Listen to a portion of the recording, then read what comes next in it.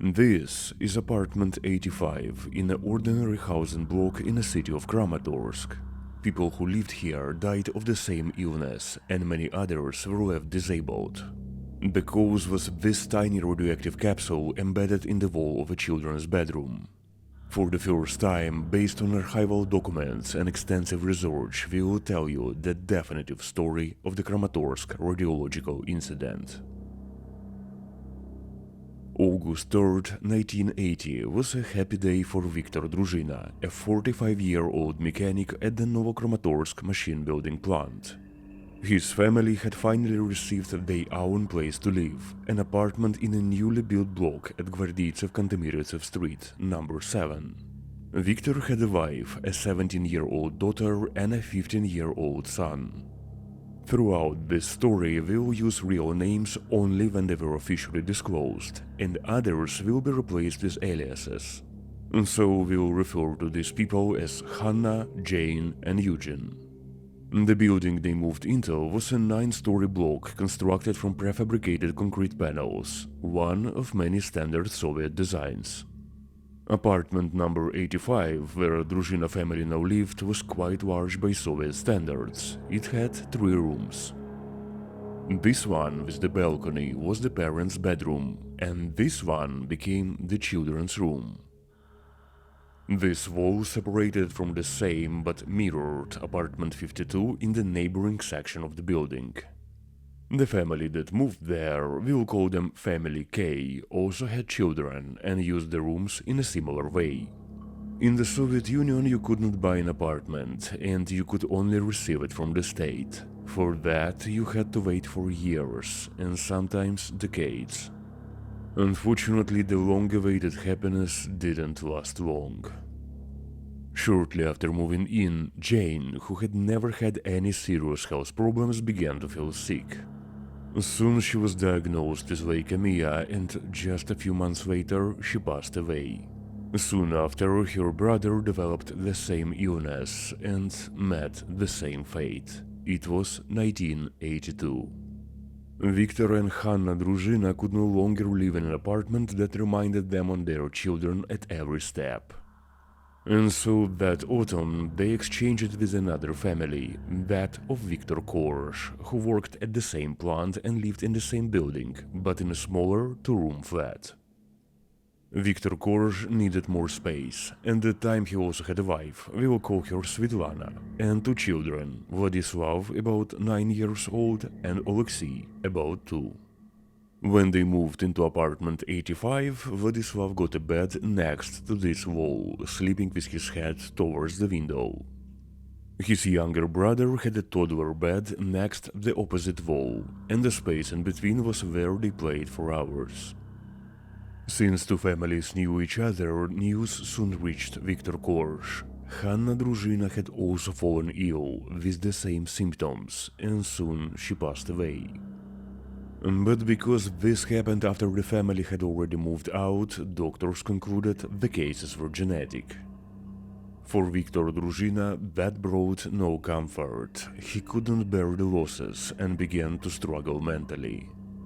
But suddenly, the Korzh family began facing problems too. Before moving in, Vladislav was completely healthy. But soon after he grew weak, suffered from nausea and constant headaches, and couldn't eat or sleep properly anymore. His parents brought him to doctors in Donetsk and then to specialists in Kiev. After multiple examinations, doctors found a blood disorder. But it progressed in a way that gave too many options for clinical interpretation. He was sent to Moscow, where doctors removed his spleen. The surgery went well, but as soon as he returned home to Kramatorsk, his condition worsened. Eventually, Vladislav was diagnosed with leg sarcoma, and at the age of 12, he passed away. In 1988, the Korzh family had a daughter, Julia, and Alexei, now older, began sleeping by the wall where his brother's bed once stood. And after a few months, he too started to have health problems, including a wound on his leg in exactly the same spot as his brother's. Now Viktor Korzh became seriously concerned. Doctors still blamed poor genetics and the industrial ecology of the region. But Victor knew deep inside that something else was definitely wrong. Something was wrong with the apartment itself, but what? This may sound dark, but the clue came from something that had changed since the Chernobyl disaster. Just a few years earlier, radiation had been an abstract concept, but now everyone knew it was real. Victor called the Kramatorsk Sanitary Epidemiological Station, and their response was short. "Be home tomorrow morning, we'll come and check everything." On the morning of November 28, 1989, a car stopped near building number 7. From it stepped Hanna Podgorna, an experienced engineer-physicist. She had no idea that what she is about to discover would lead to the building's evacuation that same day. Podgorna carried an SRP-68 radiometer, a highly sensitive instrument originally designed for uranium prospecting, but that's why it's often used to locate lost radiation sources. However, it needed a minute to warm up, so by her habit she switched it on right outside the entrance of the apartment block. To her shock, it immediately showed 200 microrangens per hour. It's almost 7 times above what the safety standards permit as normal. She went inside, the readings dropped slightly. But as she climbed the stairs towards the 4th floor, the numbers began to rise again, and rise sharply. Inside apartment 85 she measured the corridor, kitchen and living room, and each step bringing higher readings. Then, as she stood at the doors of the children's bedroom, the SRP-68 just went off scale. The radiation exceeded 2.5 millirangens per hour, the instrument's maximum range. Podgorna immediately called her supervisor, Chief Sanitary Dr. Boyko, who arrived with DP5V military radiometer. Together they scanned the room and found something shocking. In the geometric center of the room, radiation reached 200 millirangens per hour. To give you perspective, so spending just 5 hours there meant receiving the full annual dose limit for civilians, including background radiation, medical scans and flights combined. But since radiation weakens with distance, the source had to be nearby. And on one wall, above the bed of Victor's son Alexei, hung a carpet. On this carpet, around half a meter above the floor, was a tiny discolored spot, roughly coin-sized. Exactly there, Boyko's instrument went wild. The radiation measured 2.5 rangens per hour. They checked the apartments above and below. Readings varied, but all were quite elevated. This meant that inside the wall between apartments 85 and 52 was something small, extremely radioactive and slightly off-center. A task force was assembled, led by Viktor Rudenko, deputy head of the Kramatorsk City Council. The questions ahead were critical. What exactly was in that wall? Was it an industrial source, and was it intact or damaged? Was it cesium or cobalt? The difference mattered immensely, and how to remove it. Overnight, they developed an extraction plan. In both bedrooms, apartments 85 and 52, lead shields were created. Then, using a cut-off saw, workers carefully removed a 30 by 30 inch or 80 to 80 centimeters fragment from the wall. This work was made by professional builders wearing lead aprons, who knew which shape and cuts won't critically weaken the supporting wall. Additionally, surface smears were collected to check for contamination. Luckily, none was found. Next, the fragment was wrapped in lead, loaded into a truck reinforced with layers of sand and lead sheets, and taken to the Kramatorsk machine building plant. Local newspapers began reporting on the case. That was one of those very first times in the case when Soviet media started actually acknowledging tragedies, not hiding them. The public demanded answers. The Donetsk Regional Prosecutor's Office opened a criminal investigation. The challenge before them was immense: to find the source origin and determine who had been exposed and estimate the doses across nearly 10 years. The 5-ton lead container holding the wall fragment was transported to Kiev, to the Atom Private Service Center of the Institute of the Nuclear Research. A team of scientists led by Valery Shevel, all previously having extensive experience in Chernobyl, took over. And they knew what to do. The container was installed in the hull of the research nuclear reactor because here were all necessary instruments. First, using gamma spectrometry, they identified the isotope inside. That was cesium-137 with the activity of incredible 1.4 curie.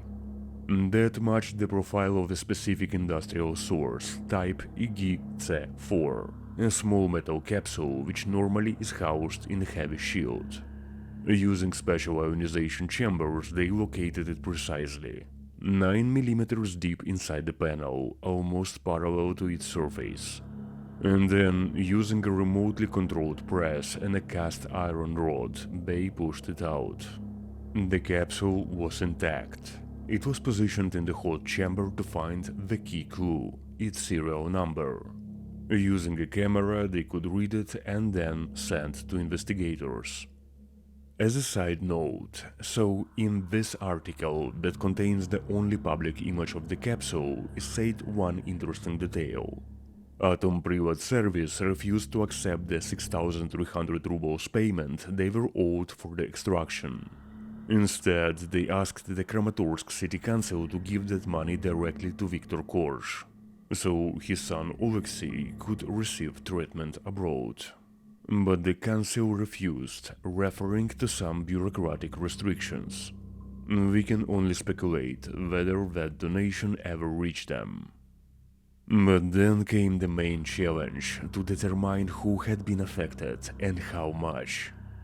And so, investigators contacted the Central Laboratory of Personal Dosimetry and Radiation Safety at the Kharkiv Institute of Medical Radiology. 3 specialists were assigned: radiology doctors Larisa Kovalevska and Irina Romanova, and engineer-physicist Larisa Stadnik. And to get the perspective of what a monumental job they had to do, just look at this. These are original workbooks of Larisa Stadnik, who made most of calculations. Sadly, we were too late to speak with her personally, but her family showed us some of these materials. The team had to reconstruct a 3-dimensional radiation distribution model, taking into account parameters and geometry of every wall, every piece of furniture, and every single surface that could absorb or reflect radiation. All that for each room in each apartment. They had to interview every single person who had ever lived in or even visited apartments 85 and 52, and those above and below. That included where they slept, ate, played, studied, and for how long, but not for a day or two, but over an entire decade. In addition to this, Kramatorsk City Council received hundreds of requests from people of nearby buildings who didn't feel safe. And so the team of Stadnik, Kovalevska and Romanova had to manually check almost 500 apartments. And they had to make at least 6 measurements in each room, as well as the areas around the buildings. Just imagine, that's tens of thousands of data points in total. Here it's very important to note, the source emitted gamma radiation only, no neutrons. This means it couldn't make surrounding materials radioactive. In other words, once the wall fragment was removed, radiation levels everywhere returned to normal. But still they needed to prove it, to calm down people who less and less trusted Soviet authorities that previously tried to hide consequences of the Chernobyl disaster. While the Kharkiv experts were finishing their monumental analysis, investigators managed to trace the source's origin. The capsule had been lost around 1979, when apartment 85 existed only on blueprints. It came from Karansky quarry in the village of Mirne, about 150 kilometers or 90 miles away. The capsule was a part of level gauge installed on a grinder that shred mine stones into gravel. Originally, the source was shielded, projecting a thin gamma beam through clouds of dust to monitor the flow of stones. But one day, due to vibration or overheating, the shield gave up, and the capsule fell into the stream of gravel. If it had been a handheld density meter, as is sometimes mistakenly believed, it would have been found right away. But this was not the case. The grinder is normally unmanned, dusty and very noisy facility. And the lost item was a tiny dark cylinder that perfectly blended into countless stones. Production was stopped and a search was launched. At that time, gravel from this very quarry was mainly being used for building roads for the upcoming Moscow Olympics. So the search expanded to those construction sites as well. In Mirne, planes equipped with gamma cameras, capable of detecting radiation from above, were even flown over the quarry. Yet there was no success. And eventually, in just 1 week, the search was called off by order from Moscow, as delays could affect Olympic construction. Well, that didn't change much, because unknowingly they had been looking in the wrong place. The gravel and the capsule ended up in the Kramatorsk reinforced concrete factory, where it was mixed into a batch of panels, including the one that later became the wall of apartment 85. Calculations and models made by Larisa Kovalevska, Irina Romanova and Larisa Stadnik concluded, in total a few dozen of people were affected. Among them were 17 people who lived in apartments 85, 52, above and below, as well as few frequent visitors. Their cumulative doses ranged from 50 to 4,000 roentgens, roughly half to 40 sieverts. Most survived largely because the exposure was spread over years. They were advised to undergo medical monitoring in Kharkiv Institute of Medical Radiology. It appears that Viktor Korzh eventually did receive assistance from Atom Privat Service. His younger son Alexei was taken to Germany for treatment. Sadly, despite all efforts, he passed away in 1991.